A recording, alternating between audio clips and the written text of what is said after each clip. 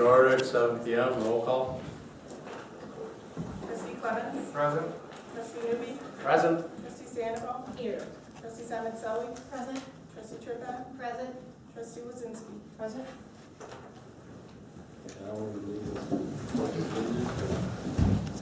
3.1 is approval of the minutes of the regular meeting of March 4th, 2013. So moved. Second. Which one gets it? Wazinski. Motion by Sandoval, second by Wazinski.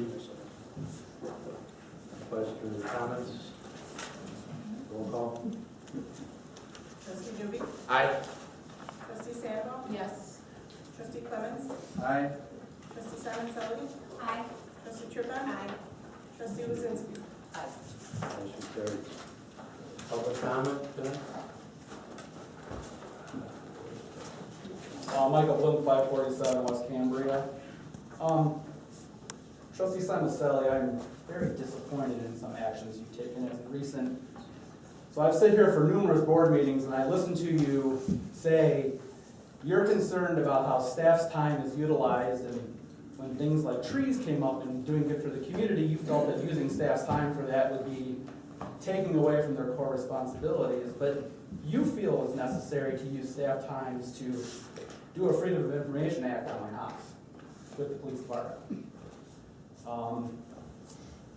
Not sure why you think that using village staff for a political witch hunt is appropriate, but now that I have the opportunity and the public is here, I just wish to go through this so that no one in the community is confused about what has occurred at my house.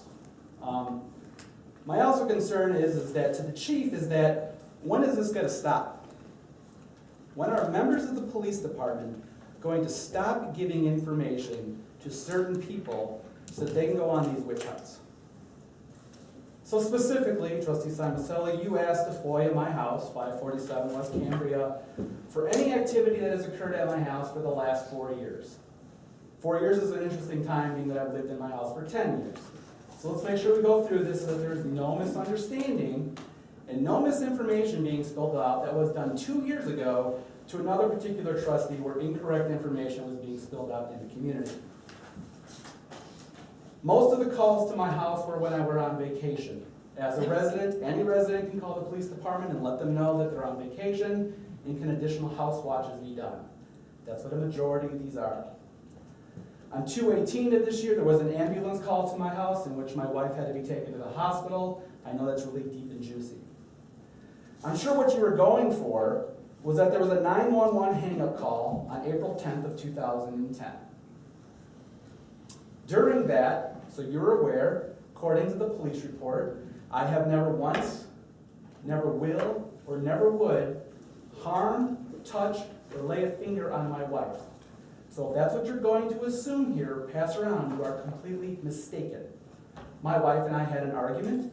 I assume anyone up here who is married has an argument with their wife. It got to the point where she was going to leave the house with our children. I did not feel it was a good idea. Therefore, I stood in her way. What she did is says, I'm going to call 911. She picks up the phone, dials 911, and then hangs up. Anytime there's a hang up for 911, they need to come to the house, which they did. All 4 officers on duty came to the house. And as you can see by the police report, they said there was a verbal argument, they saw no injuries on anybody, and they left. That's what occurred then. So I'm sure the other juicy one up here is a fraud report. In 2009, my wife was unemployed. She had received what she thought was a legitimate check from Kelly Services. When she went to go cash that check, she found out that the check was fraudulent and that it was a check scheme. That's ultimately what that was. Any sort of animal complaints to my house were neighbors' dogs that were hanging out in our backyard for potentially the entire day, asking for the CSO to come and remove them.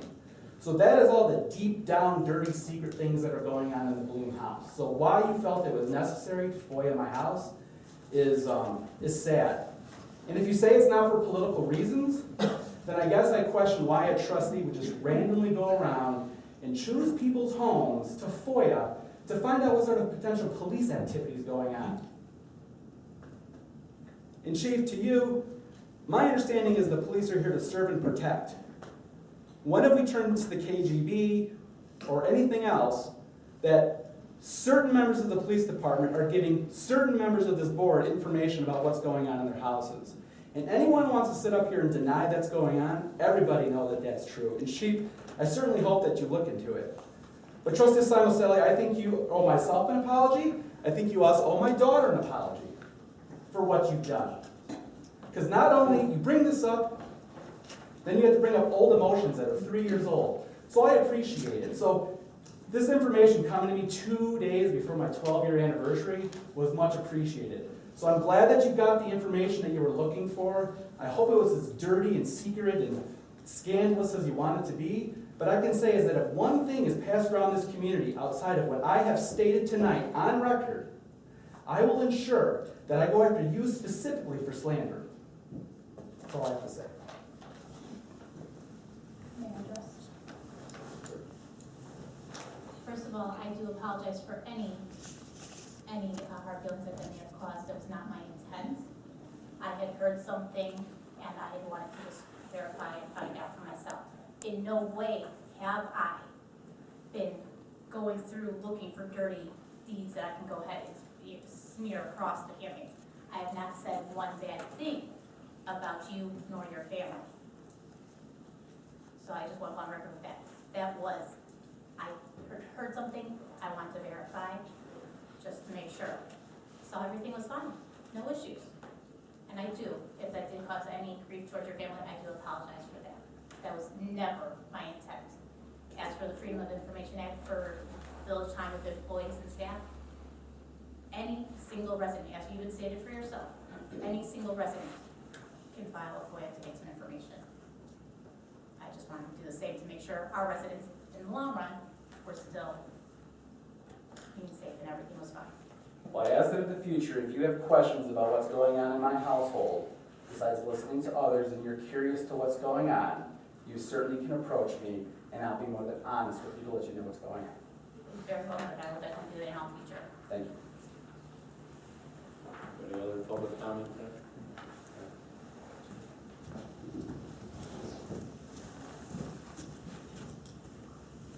My name is Joan Spillis. I live at 650 South Kern Road, Round Lake, Illinois.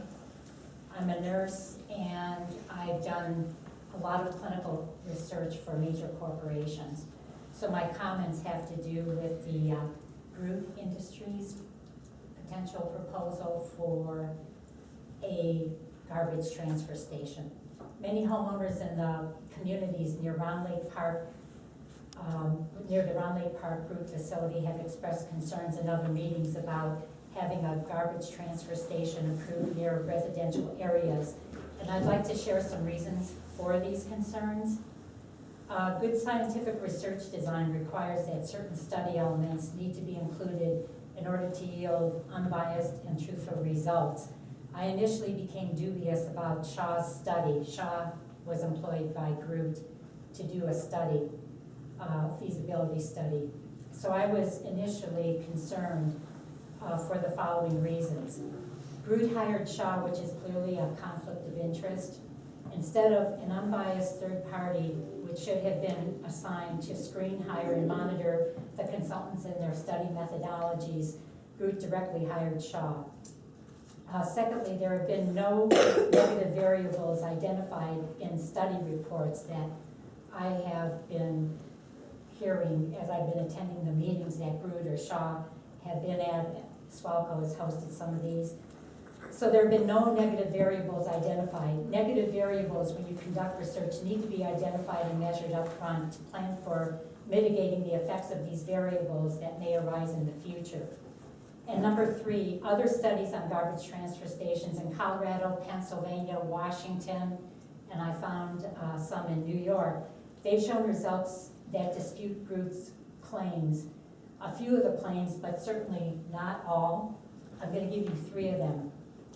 Waste transfer facilities are officially considered to be noxious or a negative impact land use. Number two, while waste transfer stations are not landfills, they present many of the same types of concern for the community on a lesser scale. Number three, waste transfer facilities have statistically significant negative impacts on nearby residential property values.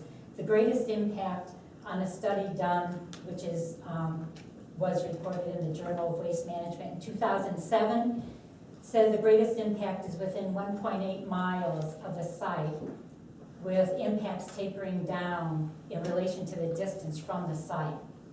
By the way, I'll give you copies of my presentation so you have these facts. The information sessions that have been held have been very helpful for us because it's further escalated concerns of local residents. For example, the study results related to emissions and life cycle, we attended a meeting on that, that was presented on March 6th. It appeared to be biased and invalid information, leading to wrong conclusions since the methodology appeared to be significantly flawed. And here are the ways that, in that brief session, the flaws came out. The researcher that presented stated that a thorough review of study literature on garbage transfer stations was done and utilized, but did not seem to be aware of studies that the participants were citing as they asked questions. And these are major studies, the Colorado and Pennsylvania ones. Number two, the methodology and models in the Shaw study were used in a study in California and were replicated in Round Lake Park, but they were by the same person who had experience of one in California, and they just went ahead and replicated their study in Round Lake Park. And so you have to question that they're basing it all on what they did before. No information was given on the study models being tested for reliability, which is, if the study is replicated, the same results would be measured, and the validity of these measurements, which is you measure what you're supposed to measure. They didn't get any data on that, which really makes us question that their information that they found is real. An example of concern regarding the study results can be seen in a part of the plan devoted to, quote, emissions. It left out total sources of emissions, such as garbage dumped just before the facility closes. And when the garbage is left overnight, there will be emissions coming out. Nor do they include the continuous garbage cycling, where there may be some garbage present most of the time. We were told in the meeting that there would be no garbage left for any kind of emissions to give out odors or toxic fumes of any kind. It also did not account for multiple vehicles emissions from being present in the group location at one time. They were talking about a truck coming in and leaving, and then another one. And again, there were no identification of negative variables in the emissions presentation. So, I'm sorry to be so long, but the ultimate question is, if proper study design was not applied to the emissions part of this research, what else was left out or not done correctly? All of this could have major impact on residents' health, safety, welfare, property values, property taxes, and traffic, as has been shown in other studies, and it has been shown. You can Google these studies and they're right there at your fingertips. Therefore, why should residents and communities near Groot's location in Round Lake Park accept a proposed garbage transfer station so close to our homes? And so I'm wondering what the Village of Round Lake is going to do about all this. Thank you. Thank you.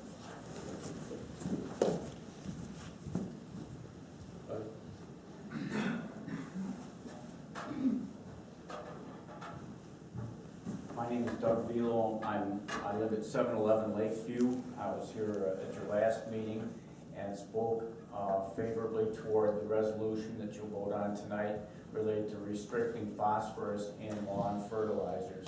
And I brought along my Stuckey disc tonight because I also do volunteer lake monitoring for the Illinois EPA. I've done that for a number of years on Round Lake.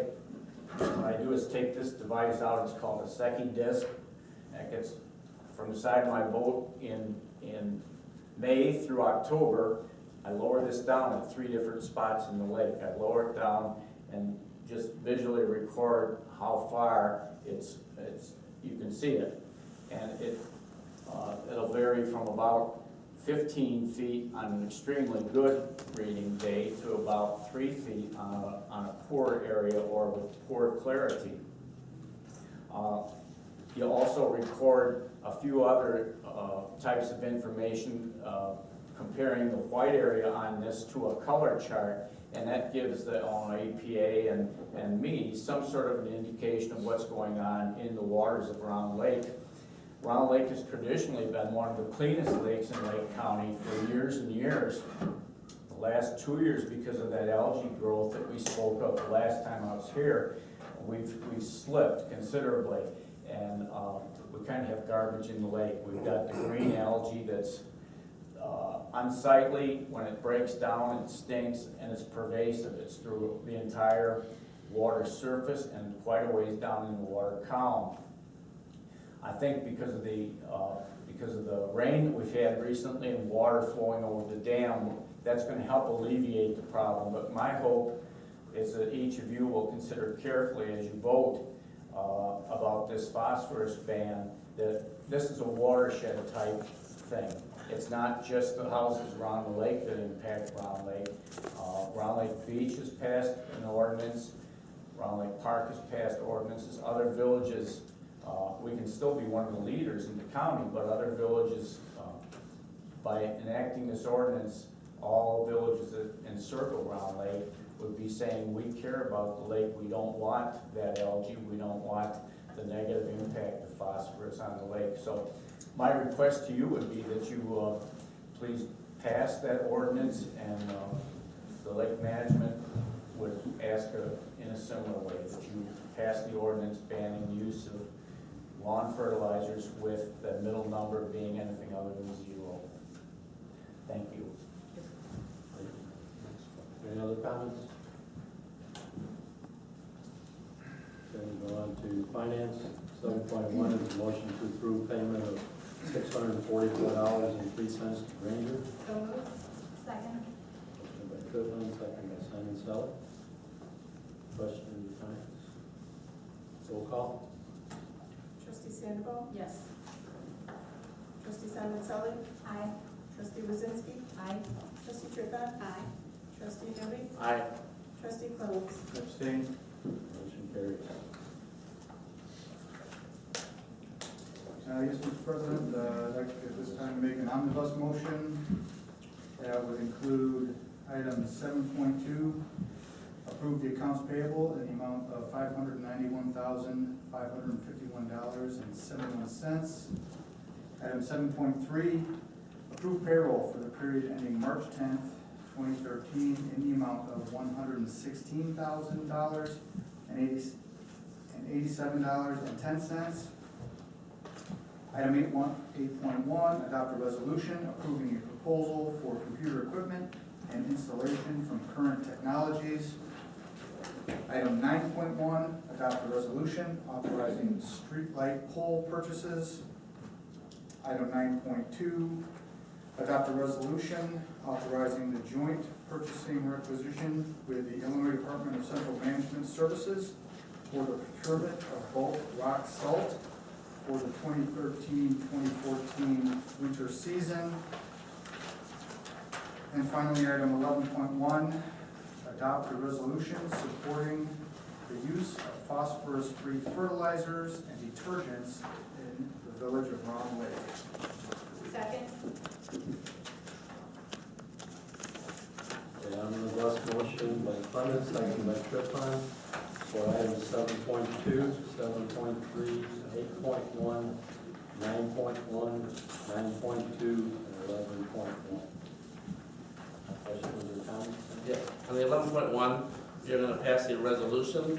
If we could give a difference between the resolution and the ordinance as far as enforcement, what's the difference between the two? The resolution is in support of the phosphorus-free fertilizers and detergents, and ordinance would be more of a ban type with some type of enforcement. The feeling of the board was enforcement is problematic, so we should work on the educational portion to let residents know the negative impacts and encourage people to follow the resolution.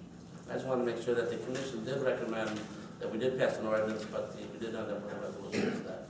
So for the record, please.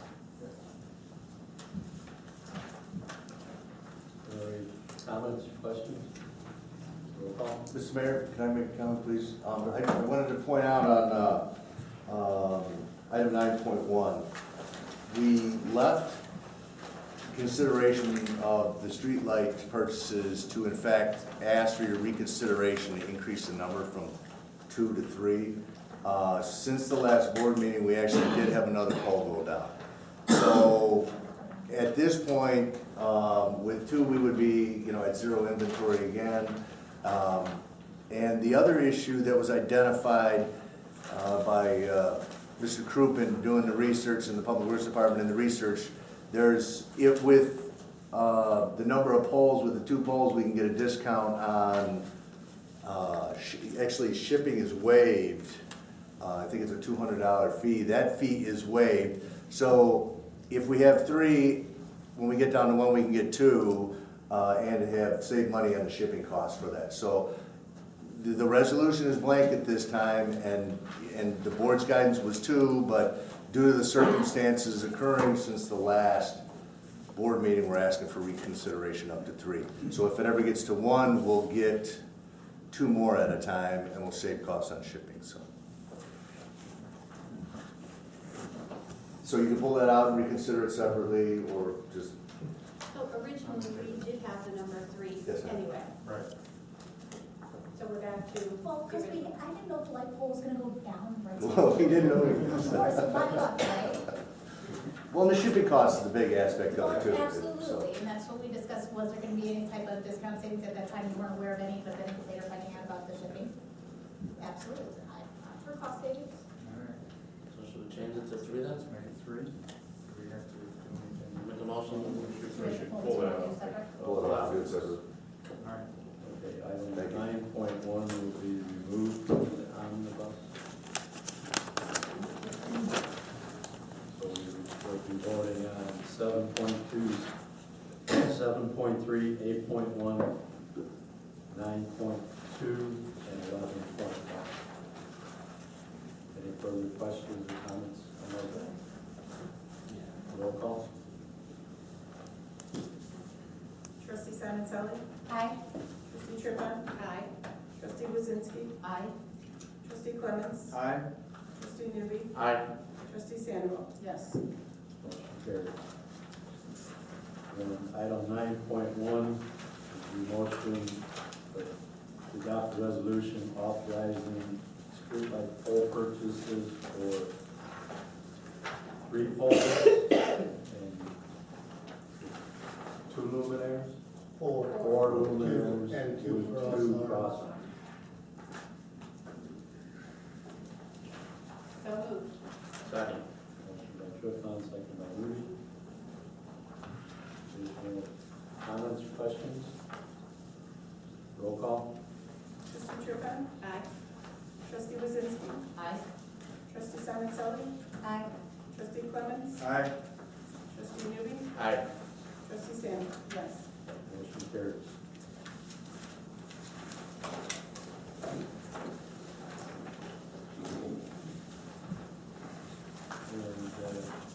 And 13.1, Walter Willis, the executive director of SWALCO here to enlighten us on the SWALCO budget.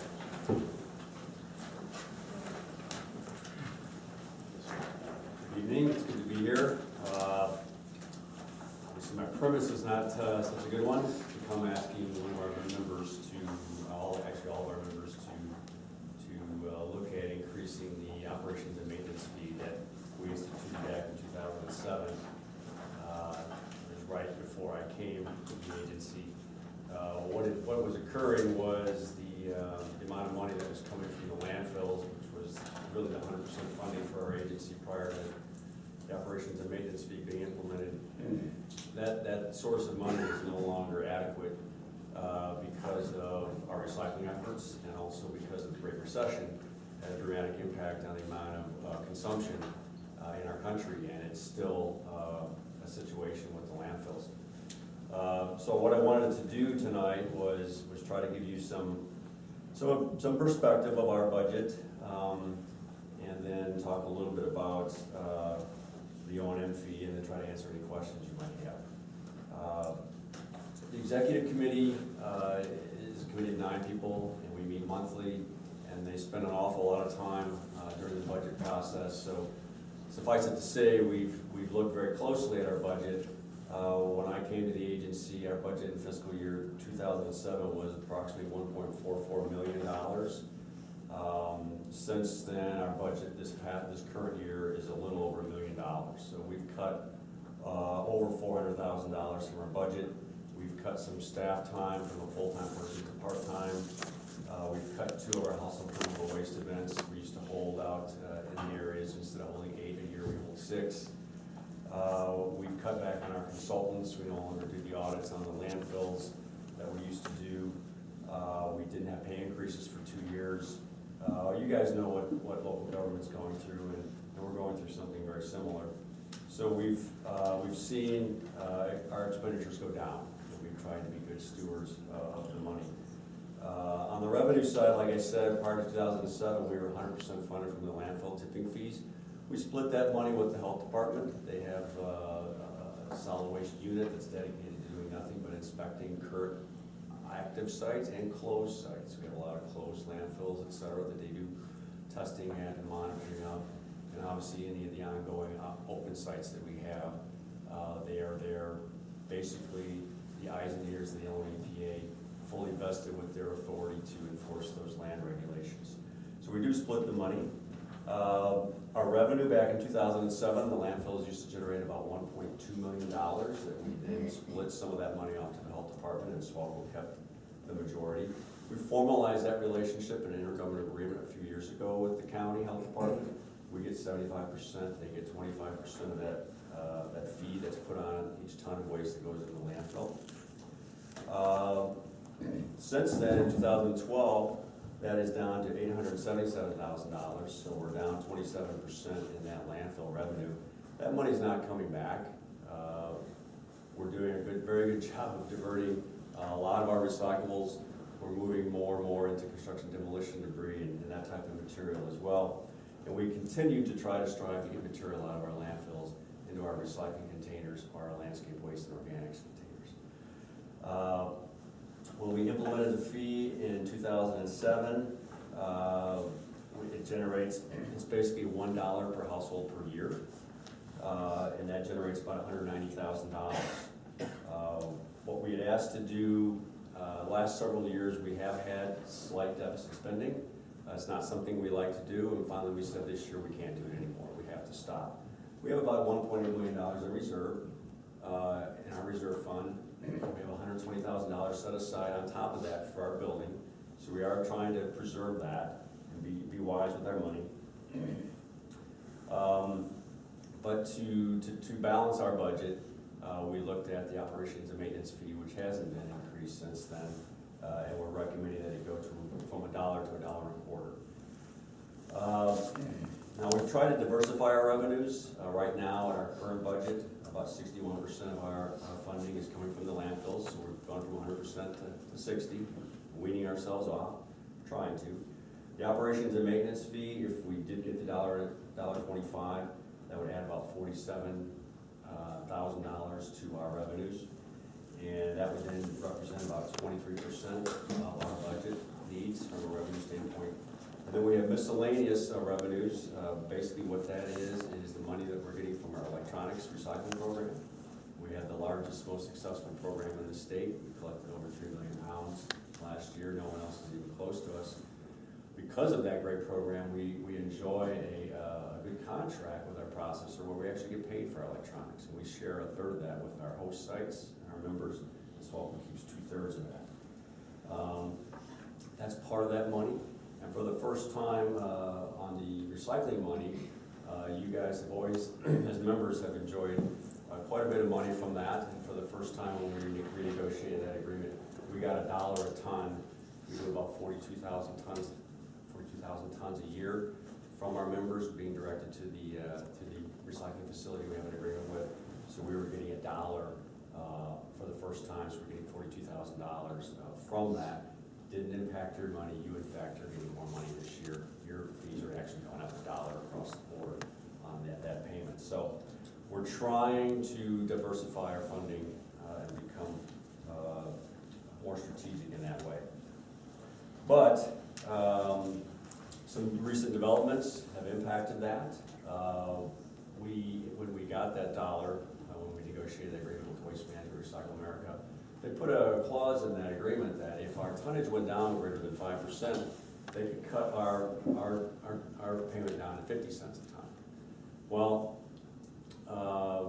not sure how, especially with our Recycle First, Trash Last campaign, everything we've been doing, upgrading our carts, a lot of different programs that you guys are all doing. We did see a decrease in our recycling. Not on a percentage basis, but on a total tonnage basis. Our garbage keeps going down too. Both are going down. So we've lost, potentially, if Waste Management operationalizes that clause, we had budgeted $45,000 and might only get $21,000. So our budget situation just got worse because of that situation, which was really somewhat beyond our control. Obviously, don't like that language in the agreement, but when they were giving us money, they said, hey, we might take some back if we don't see an upward increase in the tonnage. We hope to reverse that and see it go back up again. The electronics, if you're at our January board meeting, we had to pass a revised agreement with our electronics processor. We're not going to get as much money from that agreement because of the marketplace, what's happening with that electronics recycling program. I don't want to get into a long discussion about it, but it was a new law, and the manufacturers of electronics are now starting to put a little bit of squeeze on the processors on how much they're willing to pay for that material to be processed, who are then passing that squeeze on to us. DuPage County just went out to bid, and they got quotes of 0 cents per pound. We were at 8, now we're down to 5. So as I look forward to next year, can we count on $105,000 from our e-scrap program? I'm afraid not. That's even a bigger situation for us to overcome. That was a funding source that we took advantage of, but now the marketplace is changing on us. And there's not a lot that we can do about that. So I come to you with a situation where even with $1.25, we're now falling behind because of these two new developments on our revenues. Now, what's the value of Round Lake or any of our members for being members of SWALCO? Well, I think there's a lot of intangible benefits, a lot of planning, a lot of consulting, that type of thing, hopefully leadership, those types of things. But we also give you tangible benefits from being a member. And the big one that you see from a monetary standpoint is the money that gets paid as part of that per ton agreement. We're one of the few entities in the state that's getting paid for the recyclables. There's not a single town in DuPage County that gets paid for the recyclables, or McHenry County. The city of Chicago does, and Northern Cook County does. Will County doesn't. The rest of the 101 counties, or 100 and so counties, 102 in the state, aren't getting paid for the recyclables. Why are we getting paid for ours? Because we work together. We have an agreement where we can bring a lot of volume to a facility, and that's worth something to them. That gets us into the marketplace. That gets us the ability to get some of that money when markets are good, that we can share in some of that money. And it really does not impact the rates that people pay, because we're only taking it when the money is good, when the markets are high. So in 2010, SWALCO cut checks to Round Lake for approximately $17,300. Your O&M fee is $6,206 a year. In 2011, markets were really good. We love that year. You got $42,200 from us because of that per ton agreement. And in 2012, again, markets went down a little bit. You were at $20,400. So the last 3 years, SWALCO has paid out over $80,000 as part of that agreement. You're doing a great job with the recycling. And you pay back in O&M fees about $18,000. So for every dollar that you've given us, we've given you 4. Can I promise that into the future? No, I can't. But I think it's a heck of a deal. And you are getting paid for the electronics right now. So if you wanted to expand that program this year at least, no guarantees for next year. There's money there to be made as well. I think last year, when we did our 3 million pounds, we generated about $170,000, and we gave a third of that back to our collection sites. We understand that they have costs involved. So it's not something that the executive committee or me as the executive director of SWALCO enjoys doing, but there are some things going on with our funding that are make it very difficult for us. And the one area that we have to look at to potentially raise that revenue is the operations and maintenance fee. And it's not something that we want to do, but we feel that we need to do. Now, can we cut more? Yes, we can. And the executive committee made a decision, though, that we've made over $400,000 in cuts since 2007. And that if we continue to make cuts, then we're gonna start to lose the value and the mission of SWALCO. And they felt that we had reached that point. Regardless of whether we get the O&M fee passed, ultimately it takes us 75% of the active members in the agency, so we need 32 yes votes to make that applicable to everyone. That's something that we feel that we have to do to balance our budget. And we're gonna have to continue to make cuts even if we get the increase in the fee, because of those two revenue streams I just explained to you are impacting us greatly. So that's my presentation to you, and I'm more than willing to try to answer your questions. Did you guys receive a pay increase this year? We did. And what was that? The county approved, we have a relationship with the county, the government agreement, where we work with them on their HR, we take advantage of their financial systems as well. We pay about $65,000 a year for that, and it was a 2.75%.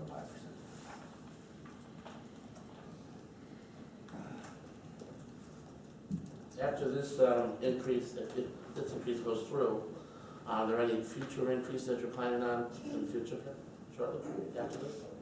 I think we'd have to take a look at that on a year-to-year basis. We do a 5-year projection now of our revenues. We had not factored into that projection the loss of our electronics recycling money. I'm not positive that's going to happen, but the fact that DuPage County went out to the marketplace this year, in this environment that we're in, tells me that that's going to be a problem. That's another thing, another hurdle that we're going to have. Obviously, we can't come back year after year. We're going to have to find other methods to generate revenue. So one of the things that we're looking at, and we'll be coming back to you with, is a textile recycling program. We feel that we can potentially achieve 6 figures by working with our members, expanding out a large collection network with textiles and shoes. Right now we collect 50,000 pairs of gym shoes every year. We'd like to expand that to dress shoes and everything else and actually start getting paid for some of those programs. So we are looking at new ways to generate revenues. So you're not planning on any future increases like for next year at this point? No. The request is for the $1.25, that would be the future rate unless an additional future increase would be asked for. It would have to be, again, a vote of 75% of the members in good It standing. would become the annual residential. Yes, there's no CPI on it or anything like that. So we are typically, in fact, right now at $1, and we're looking to increase by a quarter per house, 25 cents per year. Correct. Thank you.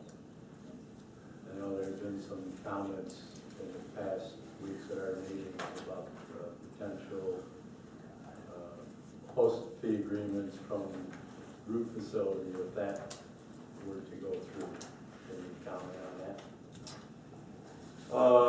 It's really hard to estimate what they will take in. They were saying that the capacity will be 750 tons a day. That will likely be a mix of all the materials, the recyclables, the waste, and the refuse. The only waste stream that any of the host agreements are contemplating getting paid on is the refuse component. So if we're recycling like we should be, more and more of that's just going to be not have any fee on it. But if we were to assume 350 tons a day when they first start, which is about what they take to the countryside landfill, that's a little over 100,000 tons a year. Our current host agreement is, which hasn't been approved, is 45 cents a ton. So that would roughly be $45,000. A revenue stream, but not one that's going to make or break us. And even if the group facility was to go forward, it would be be several years before that take effect. Most likely 2016.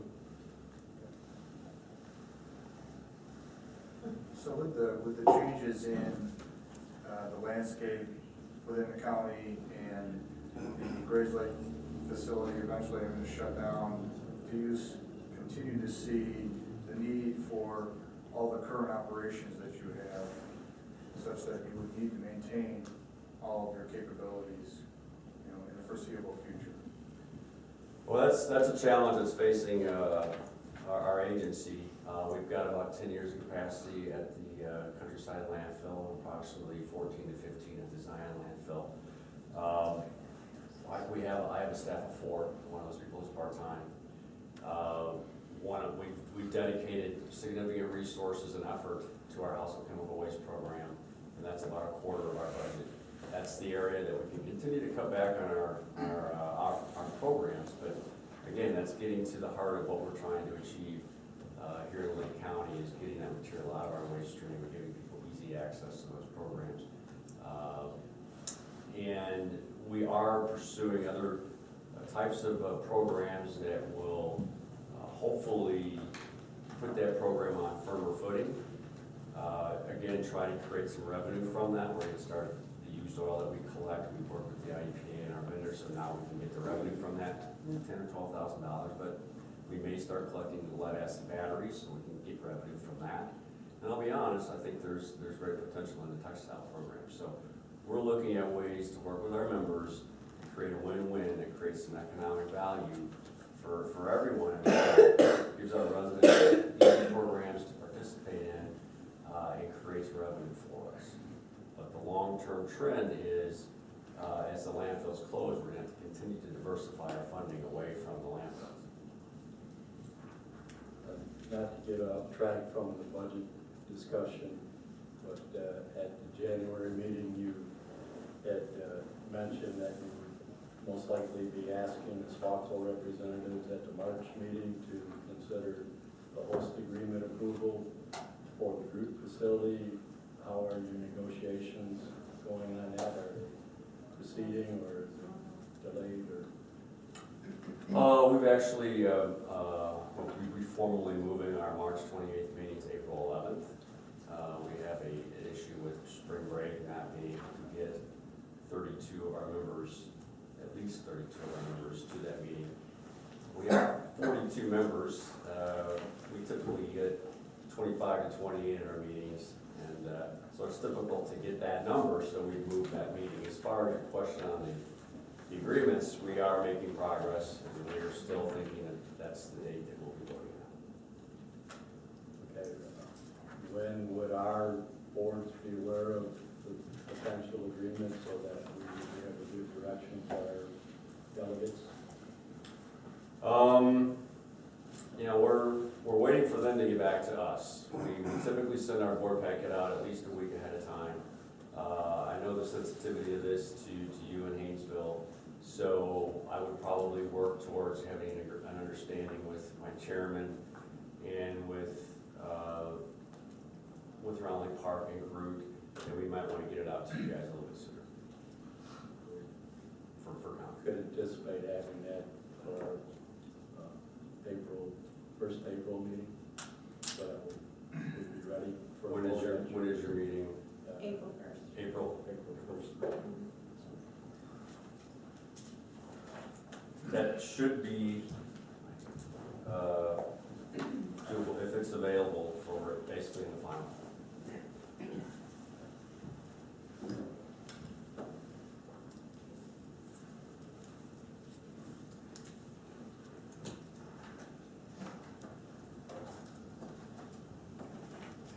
Anything else?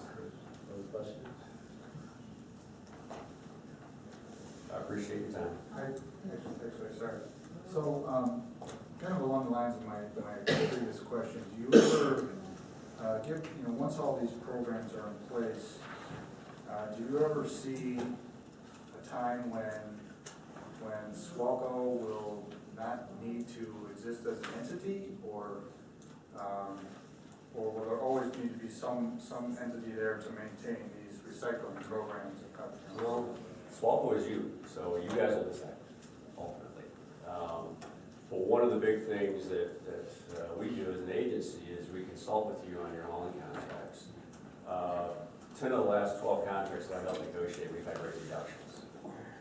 That's unheard of. So we're saving our members and our residents hundreds of thousands of dollars across Lake County just by doing that. That's not gonna go away. Mark, you're always, everybody's out of the garbage business except Lake Forest. They're the only town that still collects their own refuse. So that's a function we'll still need.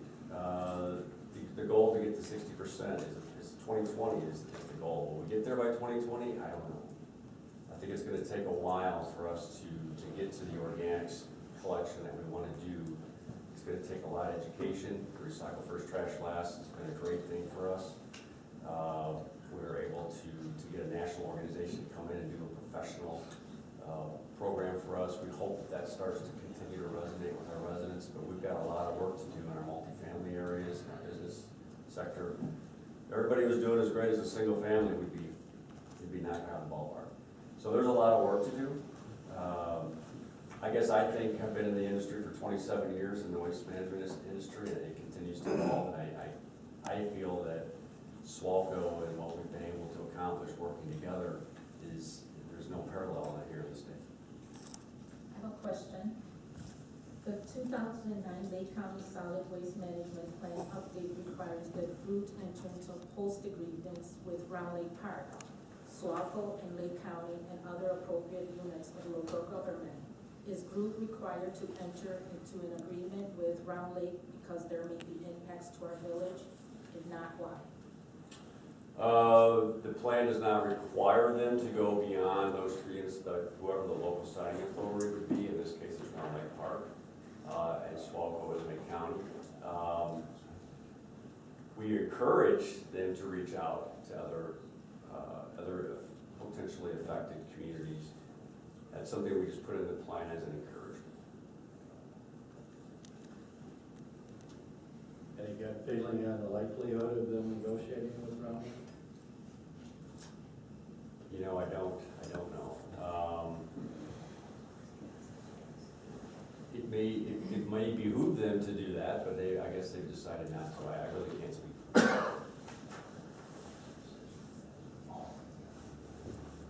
Any other questions? I guess on the increase, do you have room in your budget to cut some more, or are you at bare bones now? To eat up the 25 cents fee? I feel that if we start making cuts now, we're cutting into meat. Not that we have a lot of fat, but we have cut over $400,000 from our budget since we've been here. Could we eliminate staff? Yes. Can we cut more programs? Yes. We can do that, and we're gonna have to anyway, regardless of the increase that we get here, right? Whether we get the increase or not, we're gonna have to make more cuts. In one of the meetings, you had mentioned that if we decided not to do this increase and pay this extra quarter, that you would likely find a way in the budget to cut it. But I'm assuming that that was before some of these other changes came about. Well, that's exacerbated. Instead of you're losing 2 of our remaining 6 mobile collection events where we get 600 to 800 cars coming to those events, people engaging and trying to detoxify their waste stream and be a good citizen. You know, we'd have to cut that program even more and just basically force everybody to drive a gurney to manage their material, and people, they won't do it. Some will, but the most people.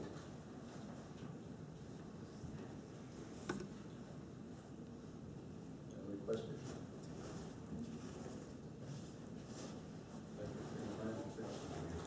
Thank you. Thank you, Walter.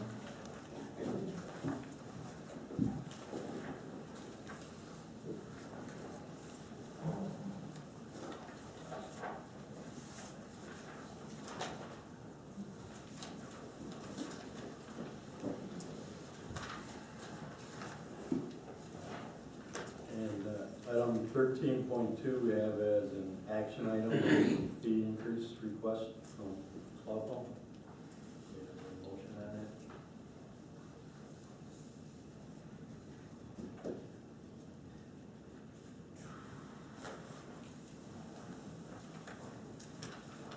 given the fact that, the recent developments of the loss of revenue on behalf of SWALCO and the fact that they are trying to enact some additional recycling programs, which I think ultimately could benefit the village if we get into textile recycling, batteries, the oil. At this point, I would support the 25% increase, or the 25% increase and 25% increase. That's just me. Motion? Is that a motion? Yes.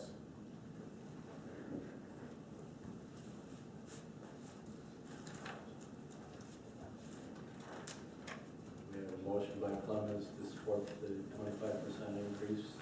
We have a second on it. I'll second.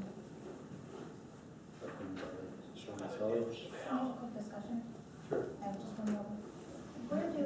I'm drawing a big mind blank right now. The revenues that we do get from the recycling efforts of the village, what line item in our budget is that going towards? It's in the general fund, it's recycling.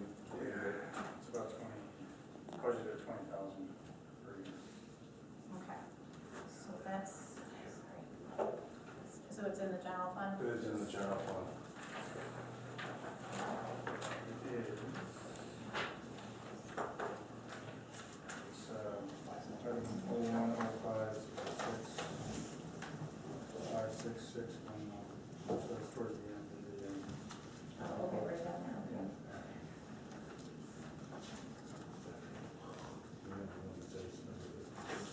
So we're saying we're taking in about 20,000? And we have how many households in the village? roughly 18, a little over 18,000. Was that households or that residents? 5,000. That's total. So 5,000. 5,000 households. So, Right. I mean, my brain, it's Monday.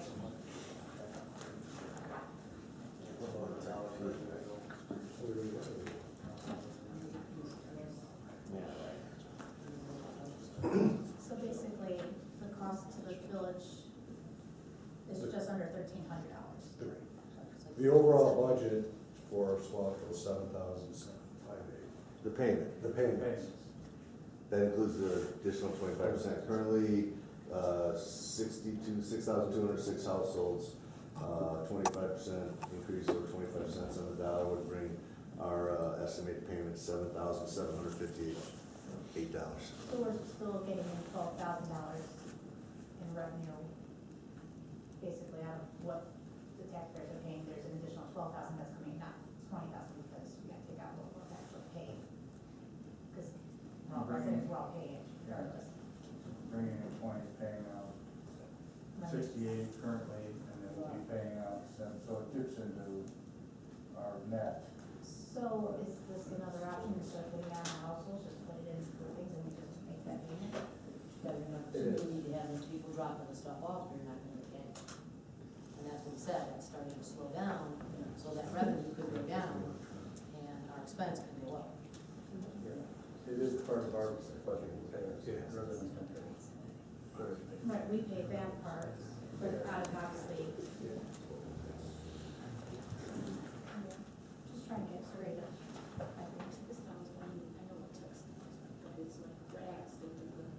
I'm sorry, I can't hear you, can you speak up? Textiles would be any type of, I'm sorry, I was asking about textiles. I know what that Materials. is. So is it like rags that we can, that you're recycling?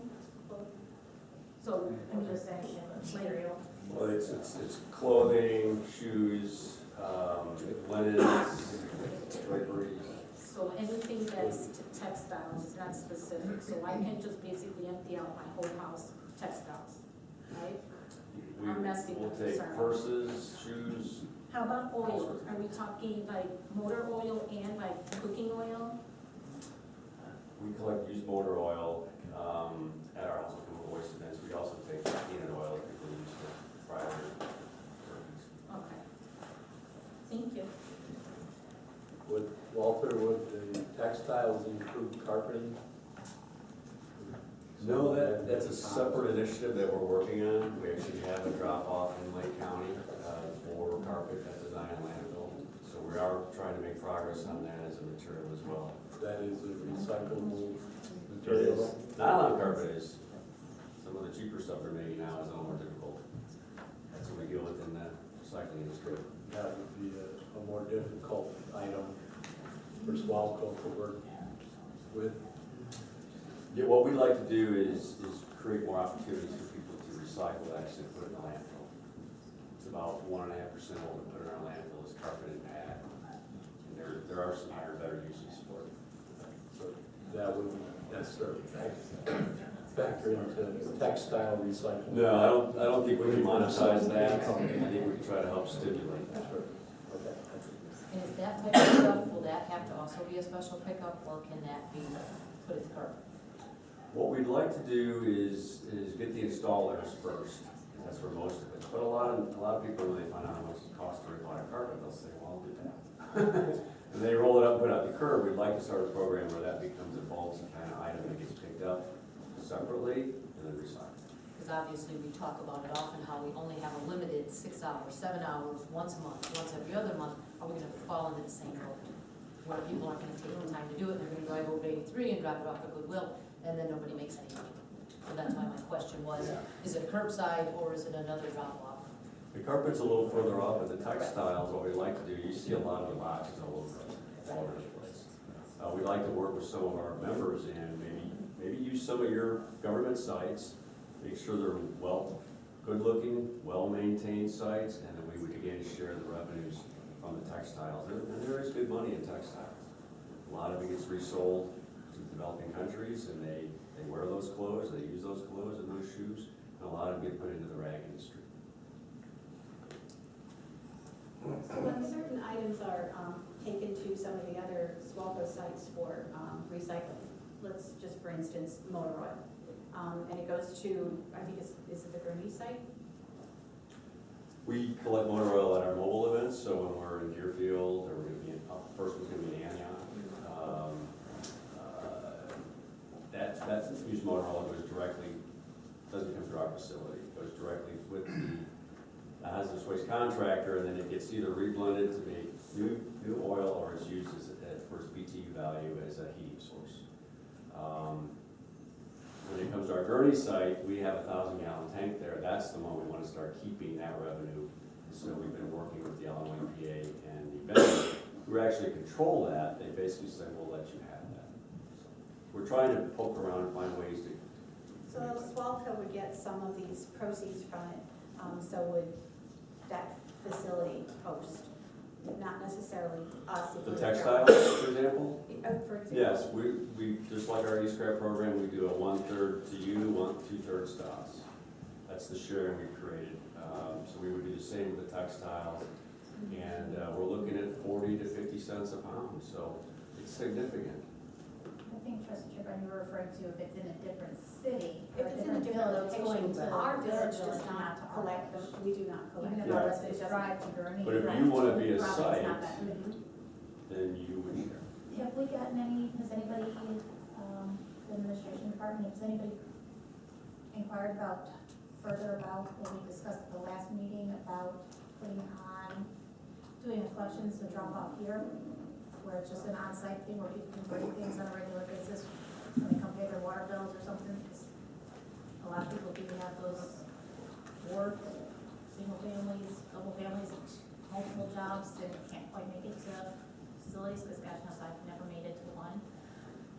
And I have a lot of stuff I can get rid of.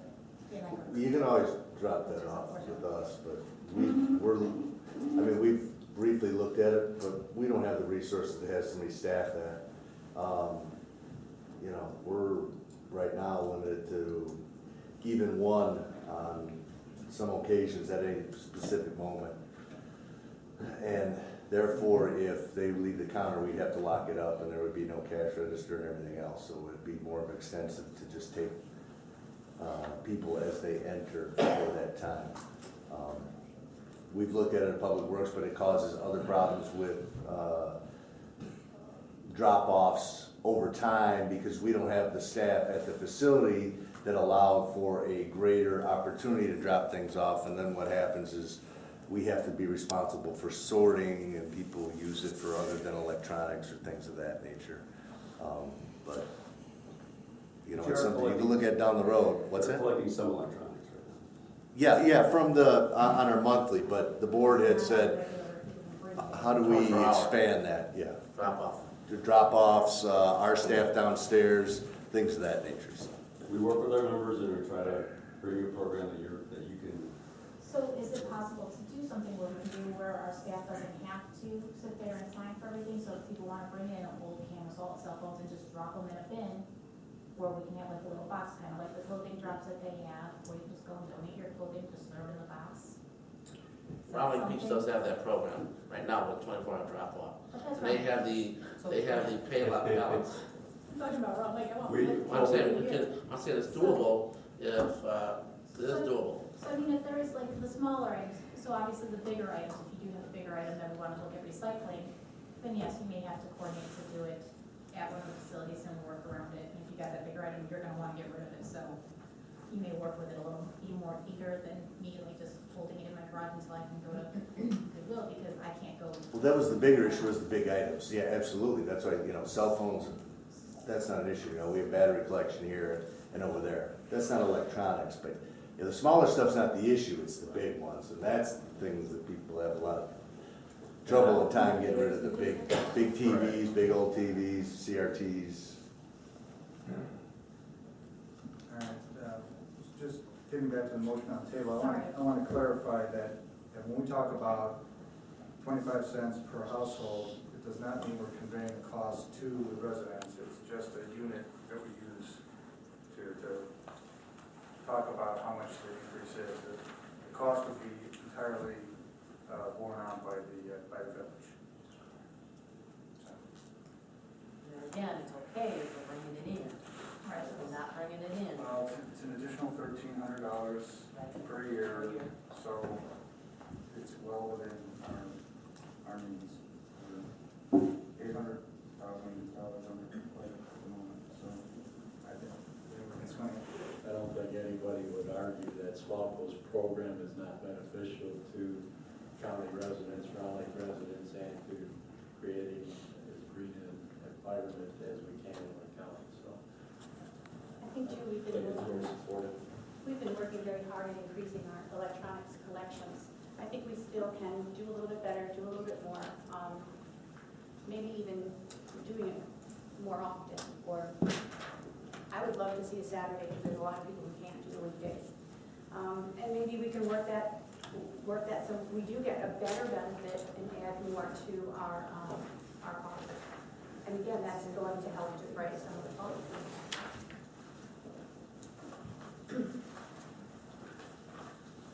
We have quite a Any few other people here. Do we have questions? out of the public view?